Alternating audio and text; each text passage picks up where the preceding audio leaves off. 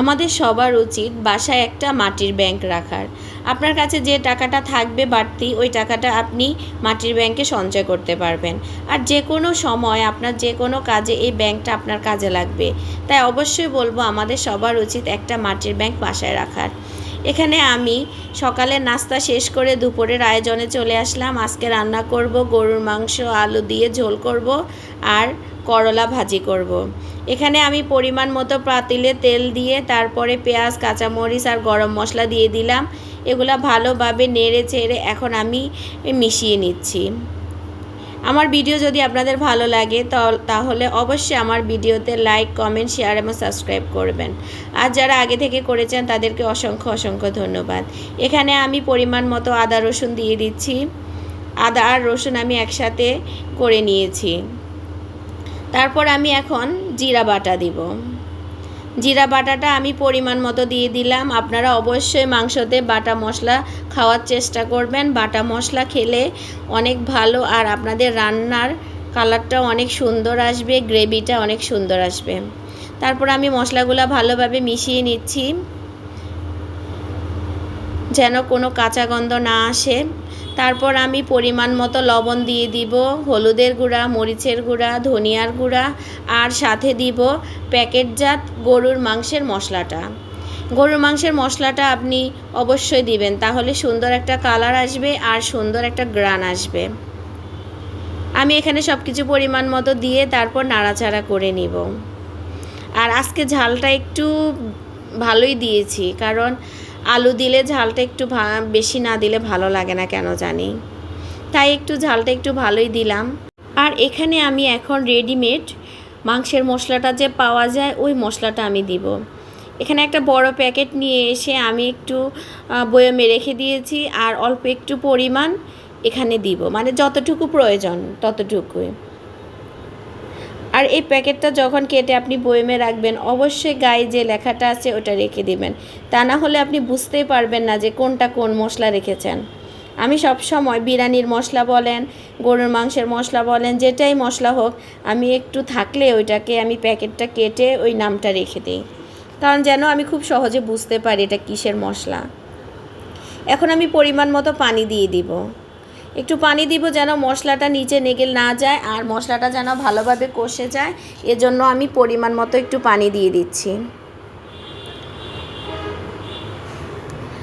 আপনাদের সবার কি অবস্থা, কে কোথায় থেকে আমার ভিডিওটা দেখছেন অবশ্যই আমাকে একটু কমেন্টস করে জানাবেন।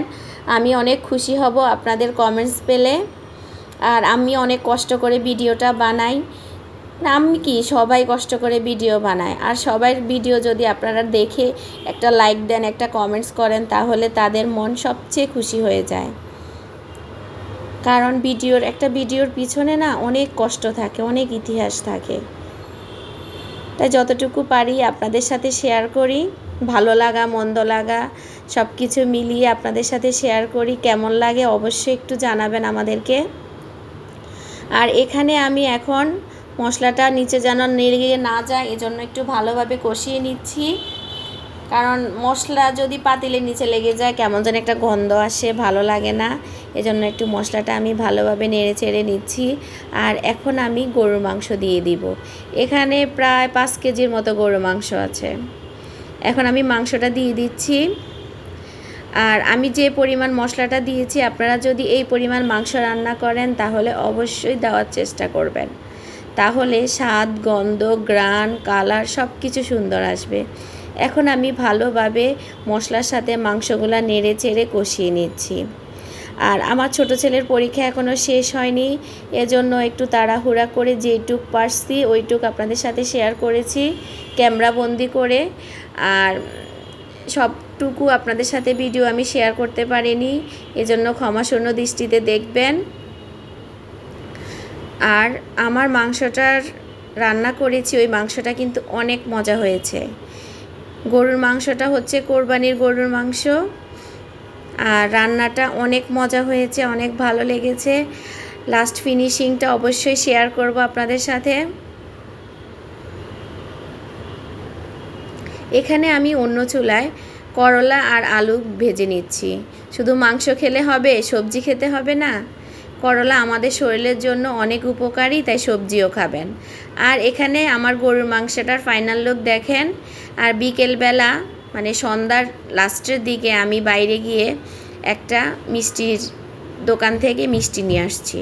মিষ্টিটা কেমন হয়েছে দেখতে অবশ্যই বলবেন। এই মিষ্টিটা অনেক মজা, সবাই চেষ্টা করবেন এই রসগোল্লাটা খাওয়ার জন্য।